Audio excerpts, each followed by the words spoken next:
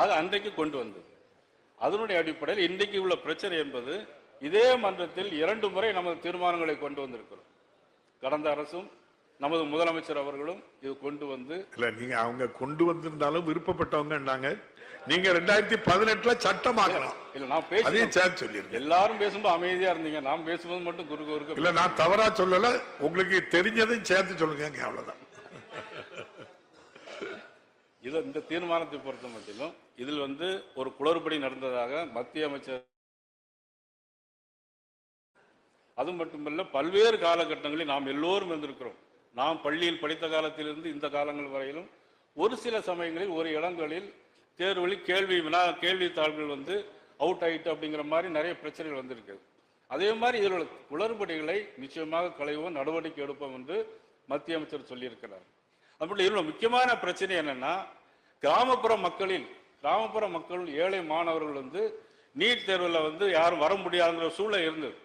அன்றைக்கு மக்கள் நல்வாழ்வுத்துறை அமைச்சராக இருந்த ஜே.பி. நட்டா அவர்கள், அப்புறம் அன்றைக்கு முதலமைச்சராக இருந்த நமது திரு எடப்பாடி பழனிசாமி அவர்கள், அவங்களாம் கலந்து பேசி 7.5% கிராமப்புறத்தில் படிக்கிற மாணவர்களுக்கு 7.5% கொடுத்தது அன்றைக்கு நமது மத்திய அரசு, அந்த மக்கள் நல்வாழ்வுத்துறை அமைச்சர் ஜே.பி. நட்டா அவர்கள். இதனால் கிராமப்புறத்தில் நிறைய பேர் படிக்கிறாங்க. மேலப்பாளையத்தில் மட்டும் 10 பேர், மேலப்பாளையம் ஒரு ஊரில் மட்டும் 10 பேர்கள் நீட் தேர்வில் இன்னைக்கு பயனடைஞ்சு இன்னைக்கு படிச்சுட்டு இருக்கிறாங்க. எங்க பகுதியில் மானூர் ஒன்றியத்தில் குத்தாலப்பேரிங்கிற ஒரு கிராமத்தில் சாதாரண தோட்ட வேலையில் ஈடுபடக்கூடிய சாதாரண ஒரு பெண், அது இன்னைக்கு பணம், அது முதல் ஆதிராவிட சமூகத்தை சேர்ந்ததால் பணம் கட்டாமலே இன்னைக்கு படிக்கிறதுக்கு இன்னைக்கு வந்திருக்கிறாங்க. இப்படி நிறைய நன்மைகள் இருக்கிறது. அதெல்லாம் சீர்தூக்கி பார்க்க வேண்டும். ஒரு சில விஷயங்களை வச்சுட்டு நாம் தொடர்ந்து இதையே செய்துட்டு இருக்க வேண்டாம் என்பதுதான் எங்களுடைய கருத்து.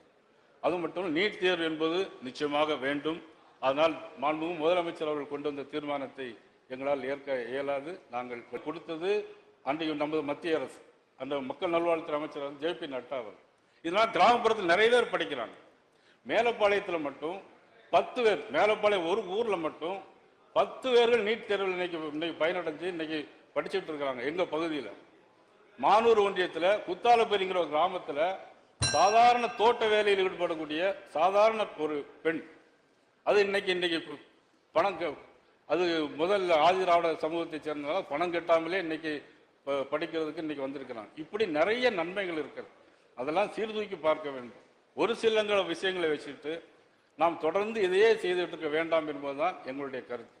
அது மட்டும் நீட் தேர்வு என்பது நிச்சயமாக வேண்டும். அதனால் மாண்புமிகு முதலமைச்சர் அவர்கள் கொண்டு வந்த தீர்மானத்தை எங்களால் ஏற்க இயலாது. நாங்கள்